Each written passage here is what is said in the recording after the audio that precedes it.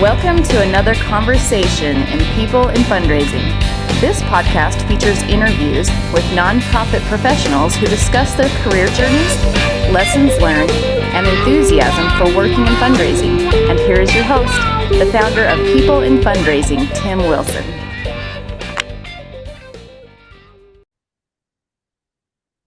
Hello, everyone, and welcome to another episode in Season 4 of the People in Fundraising Weekly Nonprofit Podcast. Today is Monday, March 3rd, 2025, and I'm very excited today to welcome our guest from Georgia, Jay Duggan. Good afternoon, Jay.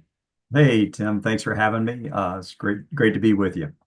My pleasure. I'm excited to talk with you, have you share your career history with our audience Yep. and the work you do with your company. So if we can first start there, Sure. what's your company name and where can people find it, please? Yeah. Well, the company name is Launch Legacy Consulting, and you would just need to look that up at launchlegacyconsulting.com.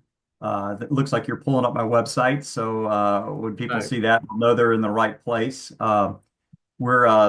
are a plan giving and a major giving consulting firm.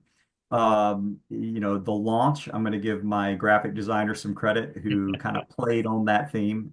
We don't do consulting for going to outer space, but our graphic designer got very creative.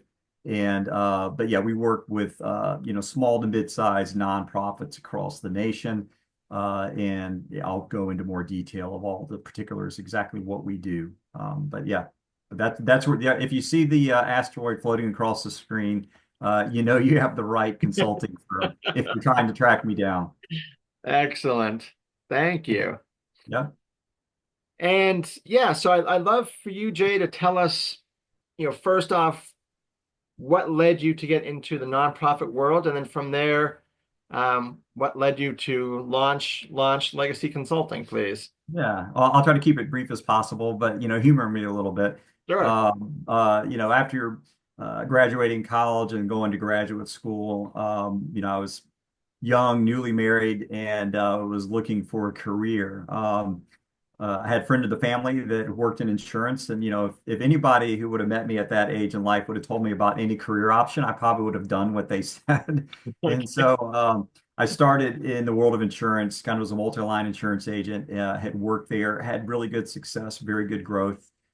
Sales was kind of a natural fit for me. Okay. We did that in Virginia for a few years, and then we moved to northern Michigan to be near my wife's family. At that time, I was hired into management with a large insurance company that would be nationally known, where I was in management overseeing about the whole 50 plus agents across the state of Michigan, and was kind of helping them build out their businesses. One thing that happened during that time is they wanted me to get a securities license because if I was managing people that had securities license, as a manager, I had to have a securities license. So in getting licensed, it kind of opened up my world to investing, which I thought was pretty interesting, which led to me to make a career change. And I went in to work with a bank in a trust department doing portfolio management. And so Okay. I really enjoyed that work, but I didn't necessarily like working for a bank. And I was working with people that, I was young enough at the time, picture early 30s. So this is a classic early 30s age question. I asked my superiors, when does this get fun? Which I look back now. But either way, I asked them that question and they basically told me it never gets fun.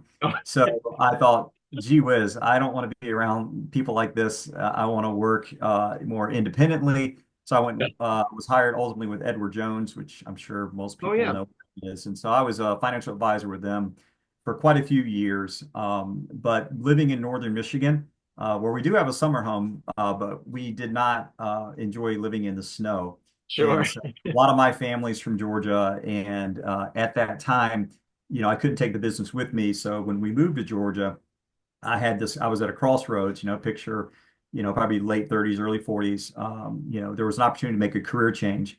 My wife had worked in development for already 12 years, and actually she got hired at the University of Georgia first and kind of encouraged me, why don't you look at development? I think this would be a good fit for you. And, per her suggestion and interviewing, a few months later, I actually got hired at the University of Georgia as a major gift officer in the College of Ag. And so that was kind of my start. Having that financial background was very helpful. And so I did that at the university for several years, and then look for better opportunities that offered more opportunity for advancement. And I got hired at Operation Blessing, where I was a major gift officer, but had an opportunity to specialize in plan giving. One thing that I'd noticed was that there were a lot of people who were nervous about plan giving. And I think because of my financial background and working in the trust department, I was already used to kind of having those discussions about death, things passing on, and I was kind of comfortable talking in that space. And so I decided to specialize in that, earned a CAP, which would be a charter advisor in philanthropy, which is, through the American College. So I got that designation and started to kind of, grow in that role. And then once again, another opportunity was looking for a broader opportunity where I could use my skill set, and was hired at the Boys and Girls Club of America, where I covered half the nation doing plan giving work and got to work, which that was a great experience. A lot of these large nonprofits that are names that you're familiar with, be it Habitat, or you know, Boys and Girls Club of America, Big Brothers Big Sisters, a lot of these big institutional companies, or nonprofits, they're all federated models, meaning, you've got the parent company, but all these individual, they're all their own 501(c)(3)s. Yes. So what I started to find when I was working with a lot of these individual 501(c)(3)s within there is that there was a big gap of struggling, with, doing plan giving work, and they needed a lot of help. And this is ultimately getting to your question here, so give you the background. Sure. Ultimately, several of the individual clubs approached me about working with them to kind of help them specifically build out their plan giving program. And it was kind of and I was always kind of entrepreneurial. I mean, I was entrepreneurial as an insurance agent, entrepreneurial with, Edward Jones. So I was kind of used to working independently, and it was a really good opportunity to try to build that out. So, we built up an initial clientele, between people I knew and then some other ones that they knew. And that was enough for me to kind of have that initial launch. My wife was still working at the University of Georgia at the time. So, I had a little bit of a stability there, Sure. from a financial point of view. And that kind of allowed me to kind of jump in there and really build out a business that would be very cause and effects. I had an idea what I thought would work. I had to build out proposals to everybody of what we would do and how this could be measured and how we could measure success. And they all took a gamble on me, and it worked. It worked very well. So that's kind of the answer to your question of how did I get here. That's how we landed. Yeah. I like that. I mean, you've landed, like you're launching it, and that's how you end up here. So I'm very curious, and this is a lead into my next question. My background has been in institutions, Harvard Business School, Intermountain Health Foundation, now at Weber State University. So I am very comfortable with the parameters, the particulars of working at resourced institutions. Right. And I'm always struck and admire people like you, Jay, that have come from that environment and then make a pivot. They want to do something different. They want to do it on their own terms. So for me, that feels like that's a big risk, and it certainly can be. Yeah. So again, admiring, your background to that point, and then being like, okay, like I've got this entrepreneurial mindset, and I see a need from these local chapters under the parent umbrella, of these nationally federated nonprofits. Right. It was So you got the entrepreneurial spirit. Was there also, any trepidation, am I doing the right thing? We've got my wife working in institutional development, so she has, a great career as well. Right. Anything come to mind about that, like getting it off the ground? Yeah, I mean, you always kind of worry about things. I always tend to operate better under pressure. So Okay. if you kind of put the load on my back, so to speak, I'd rather almost the pressure be on me because, I can hold myself accountable Oh, to try to do the work and measure that. And, you know, I worked at very large organizations. University of Georgia is a big organization. The other organizations are very large institutions. But working for a large institution, I think everybody, you work in a university environment currently and stuff. So I don't know anything about your school, but I'm just going to make some presumptions that, sometimes large institutions can be bureaucratic. mm, Sometimes large institutions can be territorial. right. And so, you have your own headaches within your organization. So one benefit of kind of working for yourself a little bit, and at least the way I tried to, build everything out was just to, be very cause and effect. We're going to do this activity and we're going to measure this result. I think that's harder to do sometimes at a large institution, Sure. to be that strategic. And so there was an advantage there. But yeah, trust me, I told you earlier, I worked in insurance. That's about protecting assets, protecting wealth. So there was a very much of a preserving thing. And when I was with a financial advisor for a lot of years, I was an advisor during what's called the lost decade.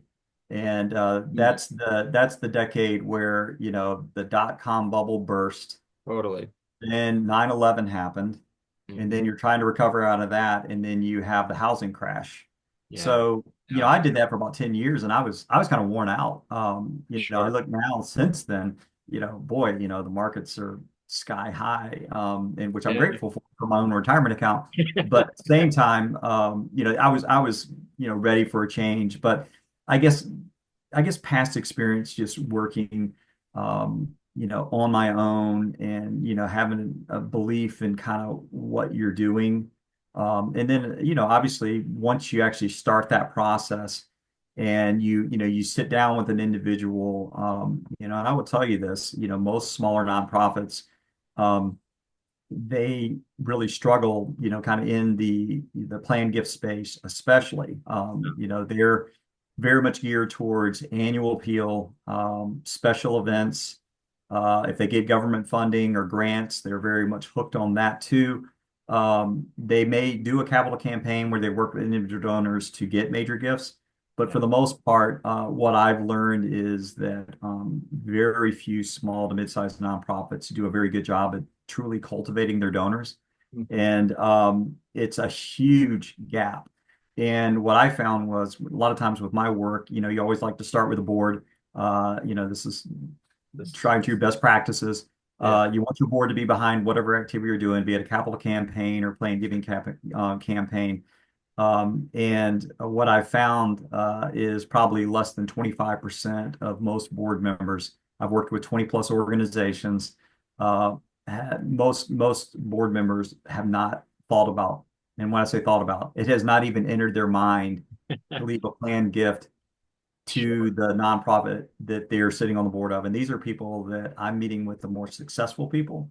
Yeah. And if they're not thinking about it, you can only imagine their donor base that's not Totally. near as ingrained as a board member. They're sure not thinking about it.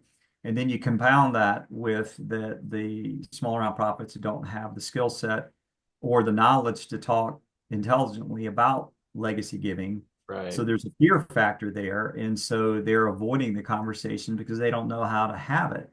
So Yeah. and what ends up happening is sometimes there's lots of providers out there and all of them have their strengths and weaknesses, but a lot of providers are what I would call content providers, where they're saying, buy this for your website or buy this tool, buy Mm. that tool. And so they buy this tool to what they hope is going to bring in planned gifts for them. And maybe you get one every now and then, but I will tell you definitively the best way to get large gifts, be it major gifts or planned gifts, is to build a good relationship with your donors and actually have conversations with them. And so if a tool helps you get in front of a donor to have that conversation, great. But what actually is landing your planned gift is the conversation. Right. It's Right. not it's not necessarily just having a website. And so I think that's kind of a big difference. But back to what you had asked, yes, I mean, a lot rides on you when you're running your own operation. Mm. But at the same time, kind of like the obstacle is the way. Mm. You can that's your opportunity to kind of prove yourself, is to kind of work through that obstacle and to get results. And if you're sitting down with people who love your organization, and you can hear the love coming through the donor of how much they love the organization, Yeah. you're 95% of the way there. You just need to be able to hear what they're saying and then kind of help them make that decision to leave a legacy gift. So, Totally. yeah. Totally. Yeah. I like that phrase, the obstacle is the way. I haven't heard that before. Yeah. Yeah. Stoicism is what that is. So if you read anything about the Stoics, whatever the problem is that you're facing in life, the problem is that actually the opportunity. So, if you're like, boy, we need to get more, we're not getting enough annual givers. Well, then there's your problem. And then there's also your opportunities. How do we go about that? We're not getting enough planned gifts. Okay, well, that's a problem. What's the opportunity to be able to work through that? So I think that, Sure. there's a lot of opportunity in that space. Definitely. And Yeah. as a follow-up, Jay, without naming names, but Sure. just who typically are clients of yours? Are they mostly US based? Yeah. Are they all US based? Yeah, I mean, we're working with one that does international work. I mean, they're based in the U.S., but they're doing international work. Okay. It could be ministries, other smaller nonprofits. I mean, to a certain extent, we could work, as long as we philosophically agree with them. Yeah. We can work with any nonprofit because I always feel like my job, as someone that's going in to try to draw people out and to kind of engage their passion for the organization. My job is not to sell them on how great the organization is. Like, absolutely not. For one Mhm. thing, I'm not going to do a good job at it because I don't work there. I'm a Right. consultant working with them. But the other thing is, if you're really looking at legacy giving and things that are going to motivate people for a legacy gift, you want to hear their passion for the organization and draw that out. And once that's kind of come to the surface, then you're trying to really, have that light bulb moment that goes on in their head that like, wow, I've never thought about leaving a legacy gift. Yeah. And then you kind of go down that road. So I mean, I don't ask for particular dollar amounts. I don't ask checks. I don't collect checks for any of the organizations I work for. I'm trying to really have a thoughtful conversation with a donor to lead them to the realization that they've completely overlooked the idea of a legacy gift, which most, like I say, 90% have, and try to bring them to the point of where they would be open-minded to leave a legacy gift. And we've got I think our ratio is about 70 to 80%. So Okay. most people we meet with, most commit. Awesome. That's Yeah. awesome. And some of that too, I'm going to be fair. Some of that is discovery. A lot of these organizations aren't having meaningful conversations with their donors, building those relationships. Yeah. So oftentimes the CEO or the fundraiser working under the CEO says, "Wow, I never knew that about my donor." And that's always interesting to me because that's just telling you they're not having these conversations. Right. But we're, really trying to connect their heart to the club and then make them realize it. And a lot of these people, believe it or not, are, given 10, 25, 50,000 a year to these organizations for multiple years in a row. Yeah. And so I think a lot of people assume, well, if they're given at that level, for sure they're going to leave us a planned gift. And I would tell anybody listening to this, under no circumstances are they possibly thinking about it. 99% of the people are thinking about their spouse, their kids, and their grandkids. And so Totally. you need to be able to show them that they can take care of their family completely, and they can also make a charitable impact to the organization they care about. And there's definitely a pattern in my conversations. They're all different. I think I've had 350 individual meetings over the last 4 years. Mm. So it's quite a bit. But you got to realize there's objections going on in the donors' minds that they're not going to voice, that you need to basically address and pull out so that you can once again make them open-minded to the idea of leaving a legacy gift. Yeah, absolutely. That was Yeah. great intel there, Jay. Thank you for Sure. sharing that. So you mentioned, a lot just now about planned giving, and your company, Launch Legacy Consulting, also works with Major Gift.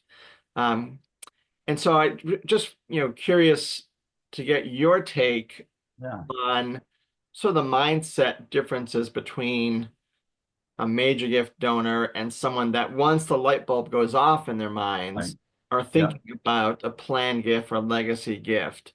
Yeah. Anything come to mind around that? Absolutely.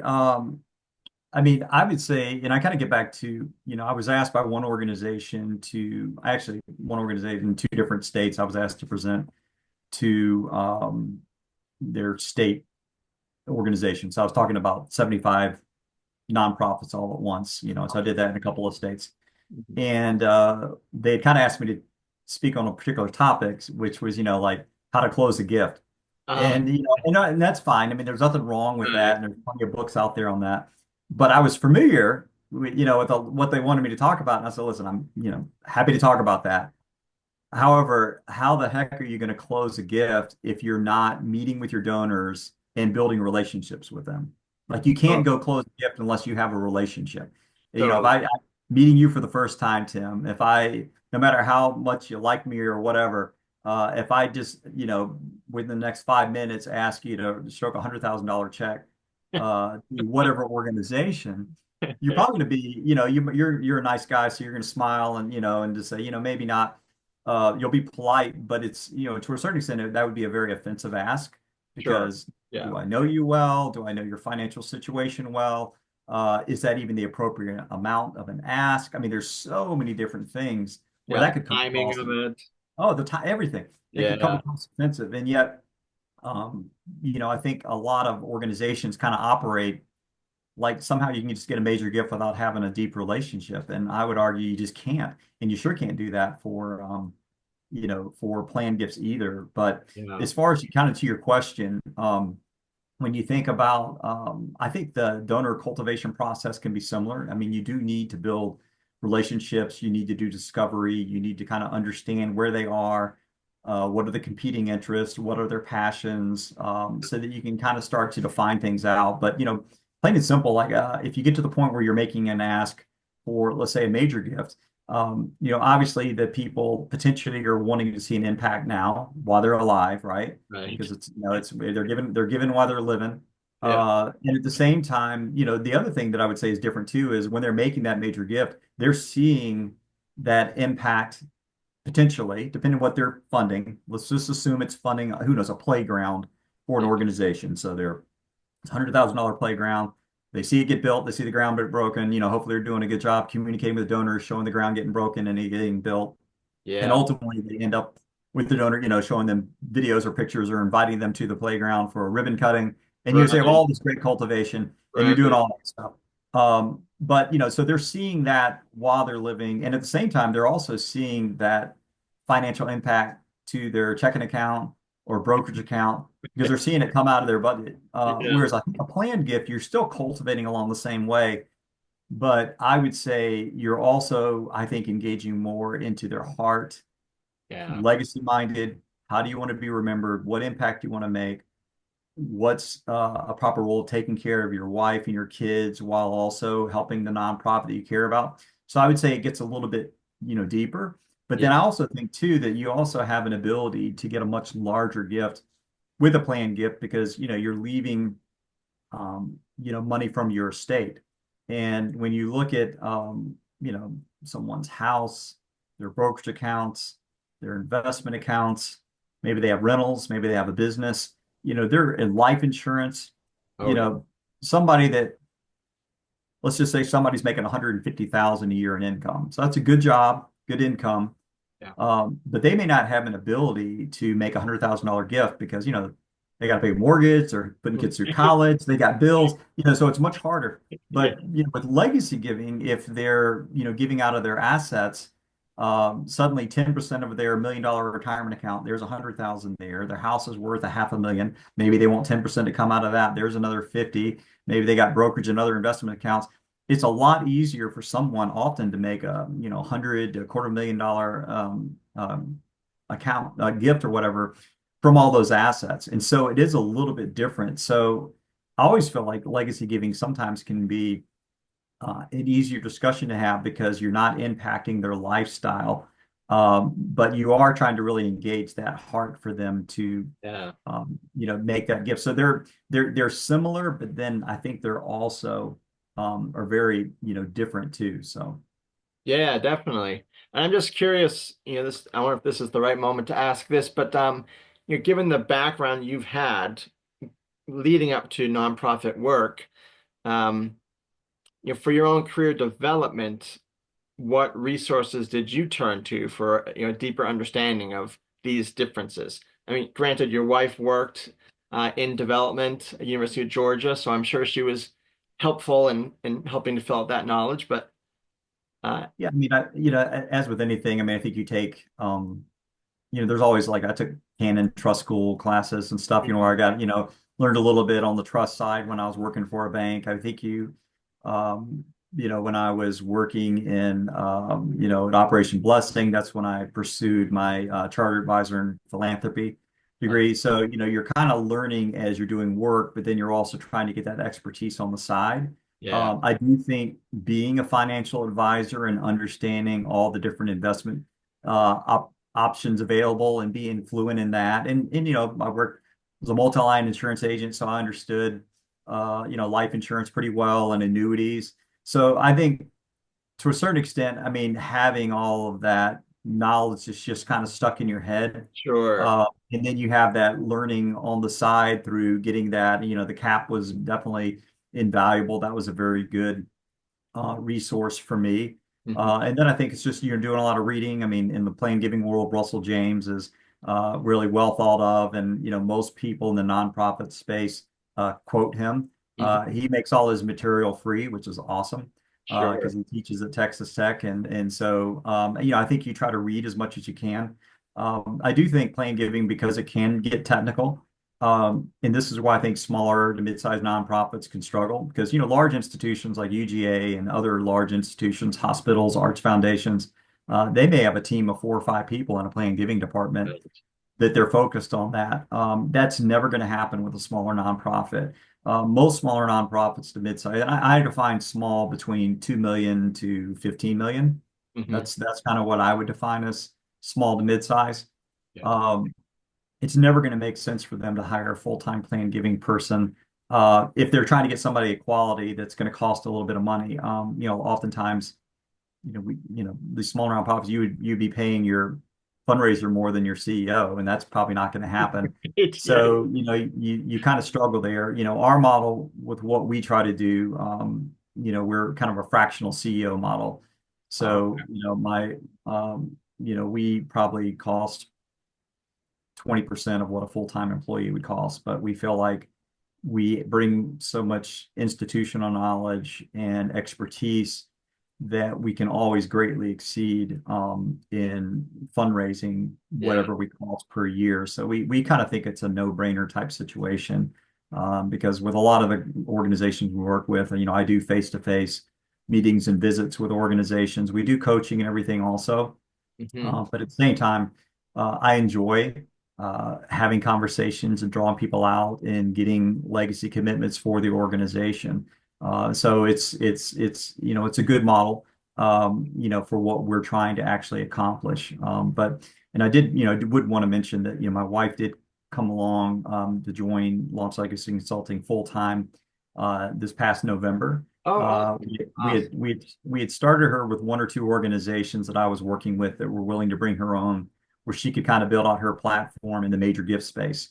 And so Okay. that's been, and just to kind of step back a little bit, I may be going off a little bit of your question That's here, fine. That's fine. Yeah. but one thing I did learn, I mean, it kind of gets back to starting your own business. You always have to be willing to adapt and adjust because you're gonna learn things along the way. Well, Totally. one of the things that I learned when I built out my model was like, hey, we're going to build out a plan giving program. My goal is to meet with 24 donors per year, which might not sound like much, but for smaller nonprofits, if we're getting 75% commitments, this is going to be millions of dollars per year. If we Yeah. do this, over time, this is going to, be real significant dollars to this organization down the road. So either way, and there's a lot more stuff I'm doing, but I'm trying to keep it short. Sure. But what I learned is in about year 2, when I kind of gotten through the board and maybe some of the easier, when I say easier donors that were willing to meet, um, several of the nonprofits I was working with started to struggle to land appointments. Oh, And yeah. I, I just said, well, and some of these organizations has 3 to 5,000 donors. And I'm like, hey, I'm just trying to sit down with 24 people. And I said, is it me? Are they worried about talking about plan giving? And I'm like, no. And so then I kind of just ask journalists, well, take me out of the picture. How do you meet with your donors in the first place? Like, what do you do to schedule a meeting and how do you meet with them? Yeah. Oh, and then this is when the epiphany. Oh, we don't really meet with our donors. Oh, And I was kind of dumbfounded, truly. I think becoming from large institutions, I just assumed that kind of stuff was happening, but yeah. it really wasn't. And it created a lot of problems. For them, it created a problem that they're missing major gift opportunities Yeah. every year. They're also not, by not meeting with people, they're not building up a good pipeline for major gift or planned gift donors Mm, down the road. And the yeah. problem for me would be that if they can't get meetings, it's going to be hard for me to make an impact if I'm not sitting down and talking to people. Right. So my wife, she's been in development for like 25 years. She was at the highest levels of fundraising within the University of Georgia. She, had grant background, foundation background, individual fundraising, and principal gifts. So she's exceptionally qualified. Probably anybody we sit down with, she'll always be the most qualified fundraiser in the room. Awesome. So it's a great resource, but what she does in her role is to help kind of build out, dig into their CRM system, which once again, most of them have these CRM systems and they don't know what's in it, or Totally. they're not reporting things properly.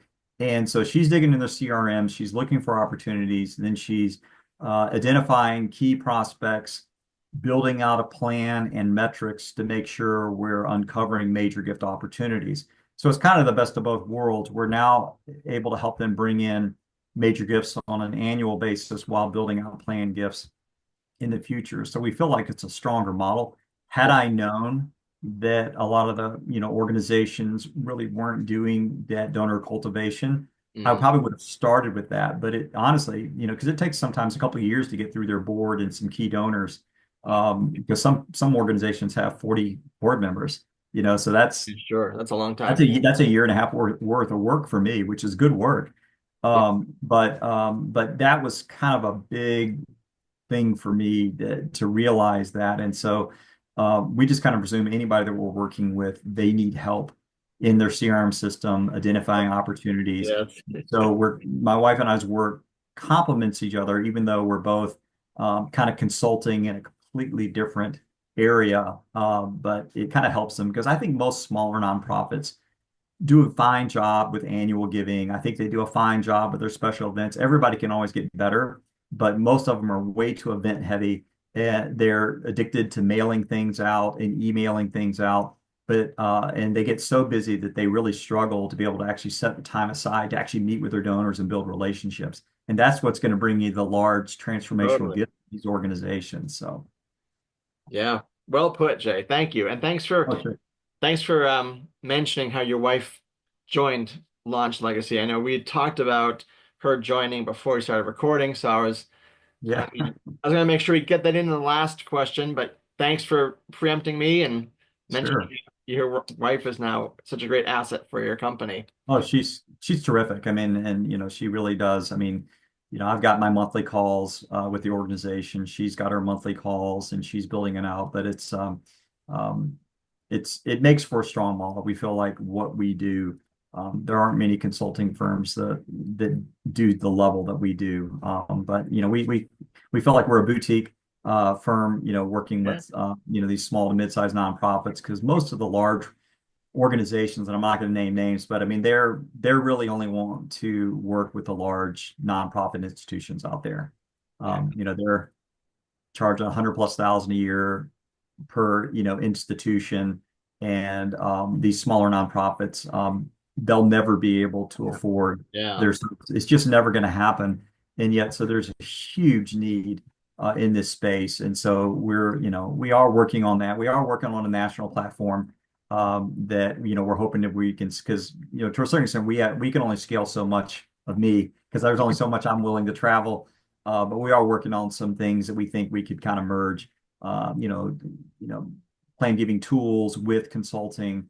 Maybe not quite as intense, but in a way that we think could still move the needle and help organizations and stuff. We want to become consultants to consultants, Oh, interesting. Okay. because we know that there's probably a lot of people that are adept in special events and annual giving and maybe even major giving, but there's not nearly as many plain giving experts out there in the consulting space.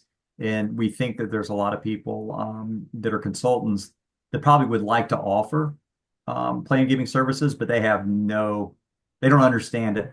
So we're working on a model where we could actually consult and help consultants broaden out their consulting services by building in major giving and plan giving so that they can offer that to their clients and stuff. So that we think is scalable. Interesting. Yeah. And so once again, we know what we're working on. We don't think there's anything quite like it.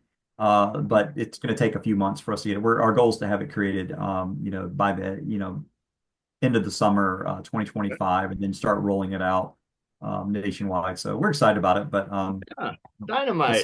see. Yeah, you're entrepreneur, you got to figure out how can, we're capped at a certain number. How can we scale? And so we feel like this Sure. may be an opportunity, to, make a bigger impact across the nation and maybe go into a space at a much more reasonable price point to these smaller nonprofits that's going to be affordable. And the larger organizations that are in this space could never afford to do what we're doing at our price point because their overhead's sky high, so they Sure. have to charge a lot more money. Right. So Right. we're hoping we can kind of slip into a niche that Yeah. they can't be in and stuff. So we'll see. We're excited about it. We're working on it currently. So once it's done and it rolls out, maybe I'll circle back to you. That'd be great. Yeah, very exciting. I wish you all the best with that. Thank you. We just have about 5 minutes left, Jay. I want to Sure. get in this last question here. You've talked about how your wife has joined your company. Your website notes that you have 5 children. I've got 4 myself. Right. And I've asked this for a few guests over time that have they have a family. They're pivoting at some point in their own careers. Right. What do you hope that your children would take from seeing how you've balanced or integrated your family life with your career? And relatedly, what would be great that, or what do you wish they would understand about why you do the work that you do, please? Yeah, no, it's a good question. My son is a certified financial planner and has a master's in tax. He's our oldest. We do have 2 biological kids, 3 adopted Hmm. from Ethiopia. We understand, we work with a lot of nonprofits that deal with, disadvantaged youth and stuff. So adopting disadvantaged youth, we definitely have a soft spot in our hearts for that. Sure. But so I think trying to help those in need. I mean, when you work in nonprofit space, you're trying to make an impact for potentially a disadvantaged community. I mean, it could Yeah. be animals, it could be people, it could be education, it could be, environment. I mean, there's lots of Yeah. things that need assistance, and that's where the nonprofit space, kind of comes in there and steps in. So we feel like in our personal lives we kind of walk that walk, but our son, he is, I think he said to me the other day, like, I'm jealous for you in a good way, because he loves the entrepreneurial, idea that we're running our business. And we kind of hope, honestly, if this national platform that we're trying to get created, if it takes off and does well, I mean, we could see where he could fit in just because of his background, Yeah. being a financial planner and a master's in tax. There's a lot of overlap where we figure like there's got to be a way that we can kind of bring him in and stuff. But we need to get it up and running, and then we'll see what happens. Sure.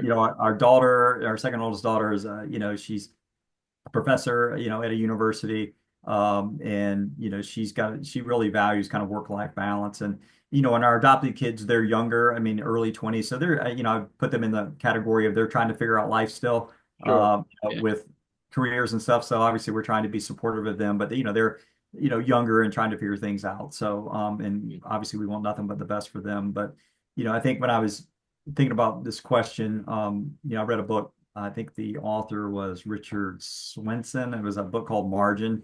And basically, I read it real early in life, but the whole point of the book really is just, you need to have a good balance in life. Yeah. And a good balance is kind of putting God, family, and, then work in the Yeah. proper order. And so, I kind of took that to heart. I know, and I'm sure you have stories too, where, people wrap up their lives in their work Totally. and they either have a health issue or they get fired and they just fall apart. Yes. or they retire from that prestigious job where everybody, patted them on the back and, Yeah. gave them high fives all the time. And now they're not recognized as that person that was that prominent business person, and they've lost their identity Yes.